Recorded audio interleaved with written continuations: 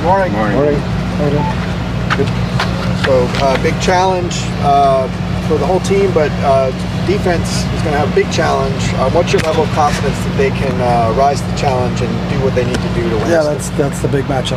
You know, obviously their quarterback is throwing for more yards than anybody in the country. They got 3 outstanding receivers. It's a really good scheme. Kalen's done a nice job everywhere he's been with that scheme. So that's really, I think, from a defensive perspective, is our ability to disrupt their passing game and keep them off track. So that's going to be a challenge. Can you talk about John Humphreys and his growth with the program over the last couple of years? Yeah, John's continued to get better every single year. He's a tremendous work ethic. You know, you always see him out here on the field working on individual skills.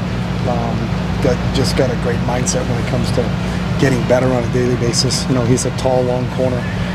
He plays physical for us on the perimeter. And then the more snaps he gets, the better he gets. So really happy where John is right now, and we'll continue to see him grow. You talked about the length of the secondary being, as good or better as it's been since you've been here. How's that going to help you on Friday? Well, you're playing some big receivers, and I think Penix is really accurate with the ball, but does throw it up sometimes, and their receivers do a great job of going to get it. So there's going to be some contested plays, and you hope when you get some size and some length that you can compete with those balls that are thrown up there. How difficult it is, from just a coaching standpoint, to come in as a new coach, bring in a transfer quarterback, and then for them to hit the ground running well. They played in the same system, so I think it's a little bit different. It's not they didn't take a transfer quarterback that they had no, Kalen and Penix have a history together. They were at Indiana together before, so I think it's a little bit different than a normal, taking a kid that wasn't in your program and bringing him through your program. I think he's got a pretty good grasp of that system because he played it before. Do you look back at some of that film with those two in the relationship and history they had early on? I know you said some of the Fresno stuff. We've looked at the Fresno and the Washington stuff.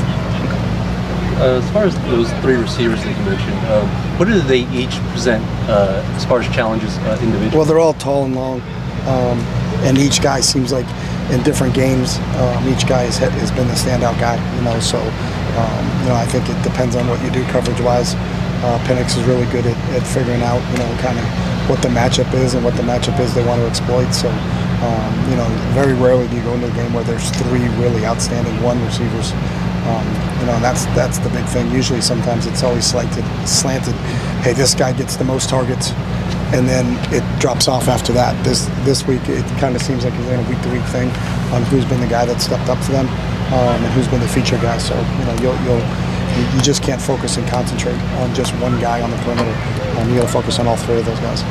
Is the transfer portal kind of accelerating turnarounds like we're seeing at Washington? I mean, is that a big part of it?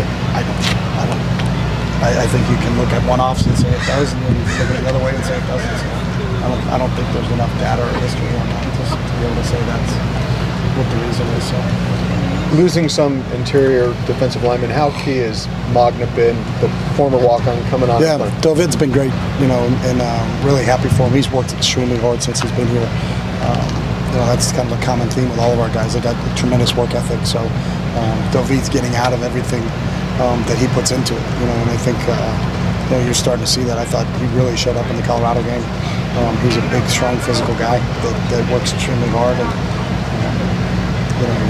he's been a little bit of a presence in there for us. So. Just to clarify on on Murphy being called for targeting, he does not have to sit out. Because he went down in the first half. So.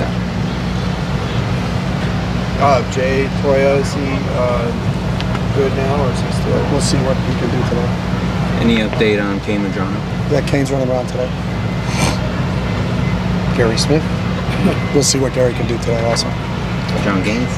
Gaines is practicing. All right, thanks, Coach. Thank you. All right, guys. Thank you.